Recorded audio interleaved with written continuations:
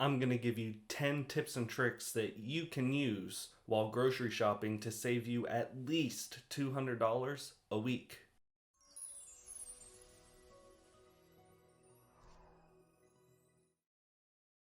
Number 1, shop smart. When it comes to shopping smart, you want to plan your meals out ahead of time. You want to plan meals down to the bare ingredients, a lot of which use the same ingredients. That way it'll consolidate your spending to a very small amount of ingredients you may get when shopping, and also you'll be able to reap other benefits such as certain deals. An example of this would be a buy two get one free or a buy two get one half off. Tip number 2, shopping in season, more specifically for fruits. You do not want to buy fruits out of season necessarily if you're trying to save money, just due to the supply issues when it's out of season. Winter, for example, trying to buy certain melons, you might see a jacked up price due to the low supply of these items. Furthermore, when you get these fruits and vegetables in season, they're more flavorful and more nutritious. They're not manufactured in these greenhouses, they're not preserved, they're not processed in any way. Usually when these fruits are harvested out of season, they are less flavorful because as soon as they are harvested, they start to lose a lot of their nutritional value and a lot of their flavor. Tip number 3, buying in bulk.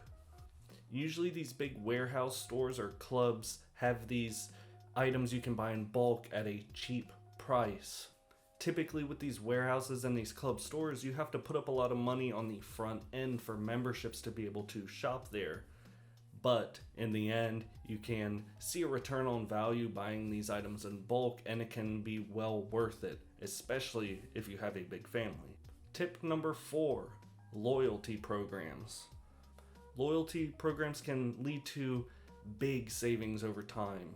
A lot of these have rewards programs where you can also accumulate points over time, which can lead to you getting better deals, certain items off if there's a cafeteria area like a cup of coffee or a piece of pizza, or even certain stores that have gas stations paired with them. You can see a return on value with the price of gas being reduced or saving X amount of cents or dollars on your gas. Tip number 5, diversifying. Just like with investing, diversifying your portfolio, you want to diversify where you shop for different foods.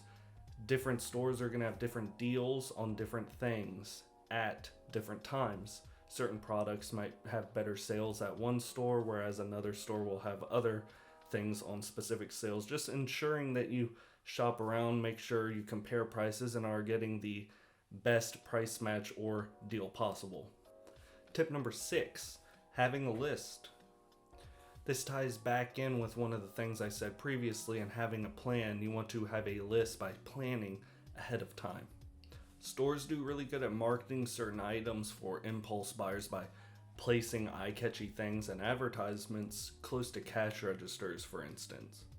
This can be extremely tempting for those of you who go in without a plan. You just know you need food, you need to get food and get out. You might see these impulse items and buy them just to have them. Whereas having a list, that gives you a specific rule set to follow when you're in the store, something you're more apt to abide by, and it can also help mitigate the peer pressures of friends and family that you may also be shopping with that may want to just throw other random items in the cart. Tip number 7, avoiding prepackaged and ready-made foods.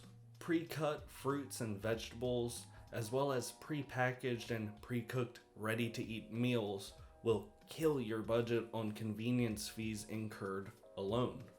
It's best to avoid these fees just buying the fruits and vegetables as they're harvested, as well as bare ingredients for meals, and just putting in that extra time to prepare the meal yourself, as opposed to breaking the bank and just getting it pre-cut or pre-made.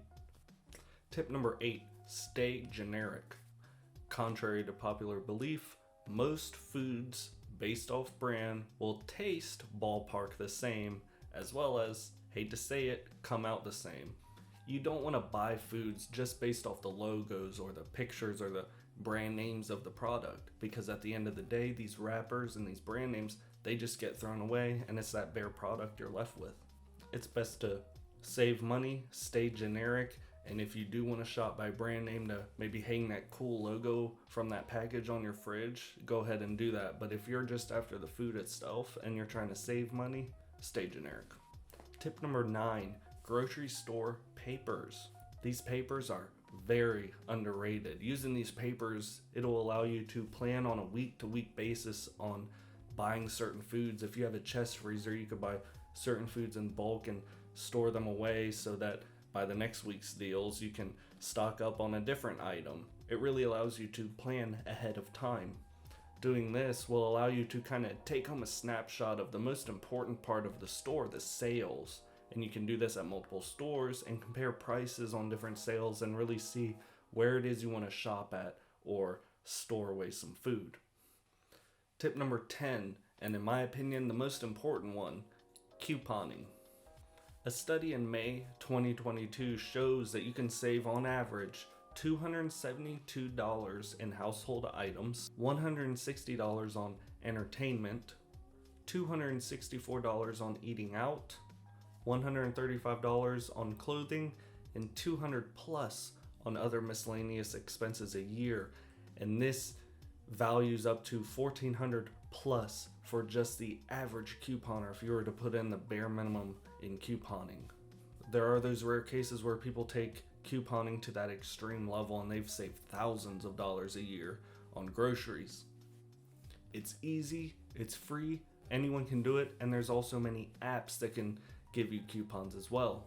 Now the trick with couponing is to combine the manufacturer coupons, the store coupons, sales, and also benefits from your rewards program with a specific grocery store as best as possible to maximize your savings wherever you can.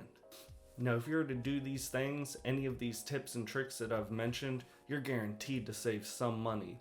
And depending on how effectively and efficiently you execute your game plan for saving money grocery shopping, you could save $200 plus a week. Now, if you're looking at other ways to save money or even make money, if you're looking to save money or make money online, be sure to check out my last video on making money online in 2023.